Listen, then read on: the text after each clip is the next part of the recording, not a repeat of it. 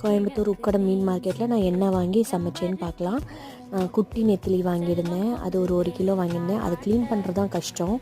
அதை க்ளீன் பண்ணி தலை இதெல்லாம் எடுத்து மஞ்சள்லாம் போட்டு நல்லா க்ளீன் பண்ணியாச்சு. அப்புறம் தேங்காய் பாறை அதுவும் வாங்கியிருந்தேன். ஸோ நெத்திலி, தேங்காய் பாறை இதெல்லாம் மசாலாவுக்கு எடுத்து வச்சுட்டு மீன் குழம்பு மண் சட்டியில் அதுவும் நல்லெண்ணெய் ஊற்றி சின்ன வெங்காயம் போட்டு பூண்டு நிறையா போட்டு மீன் குழம்பு வச்சுருக்கேன். அதுக்கு கொஞ்சம் நெத்திலியும் அப்புறம் தேங்காய் பாறையில் உள்ள தலை மட்டும் போட்டு வச்சாச்சு. சூப்பராக இருந்தது.